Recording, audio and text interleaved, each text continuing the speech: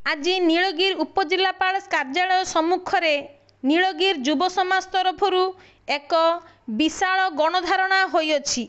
नीलगिर चिकित्सालय रोगी मानू उन्नत मानर चिकित्सा सेवा जोगाई देवा एही गणधारणार मुख्य उद्देश्य थिला।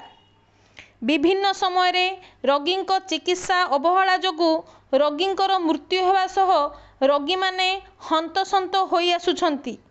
एही धारणारे उपजिलापालଙ୍କ पाखरे विभिन्न दाबीपत्र दिया जाइछि। डाक्तरखाना 49टी डाक्तरଙ୍କ पोस्ट थिबा बेले मात्र 16 जन डाक्तर रहिछंती वो नर्सकर मध्य अभाव रहिछि। दाबी पूरण नहेले एही गणधारणा अनिर्दिष्ट समय पई चालिबो बोली युव समाज पक्षरु कुहा जाइछि। आउ किछि डाक्तर को अन्यत्र डेपुटेशन रे पठाई जाइछि। तेणु आमे दाबी करछु जो डाक्तर मान को डेपुटेशन रे पठाई दिया जाइछि ता नीलगिरी डाक्तरखाना को फेरी नि आसु।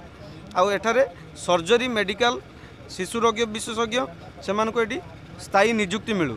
आ सबू डाक्तर माने इमरजेंसी रे डॉक्टर माने एटी 8 किलोमीटर रेडिएशन भितर रहिया पई तांको बाध्य सरकार तरफ माने नियम एटा।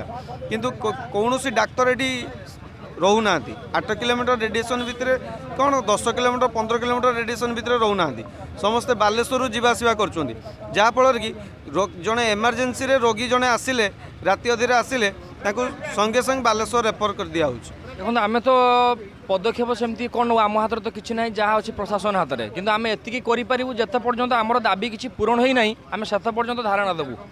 ये धारणा आपंकर दिवारात्र अनिर्दिष्ट काल चालू रेहेतु गोटे मेडिकल गोटे समस्त गोटे मौलिक अधिकार कहले माने अतिरिक्त हम ना तो आम समस्त को आह्वान आम जनसाधारण साधारण लोक आमर साधारण परिवार आम समस्त साधारण परिवार आसचु आमर मौलिक अधिकार को आम के हाथ छड़ा करूँ ना। तो स्वास्थ्य ही संपद आम छुआटे बेलू पढ़ी आसचु पिलादिन जानी आसचु। तो आम एतिकी अनुरोध करूँ प्रशासन को जे आपड़ यथाशीघ्र आपण आमर मेडिकल टी सुधारतु जेहेतु गोटे नीलगिरी गोटे सब डिविजन गोटे मुख्य चिकित्सालय आपको बहुत पाखापाखि 2 लाख रु 3 लाख लोक माने कहले अत्युक्त हम ना आउपरे माने निर्भरशील आउ एठी सब प्रकार सुविधा थाई मन न थाई कहले चले। आपण अल्ट्रासाउंड पाखरु आईसीयू पाखरु माने ब्लड बैंक सब किछि अछि किंतु चालू नाही।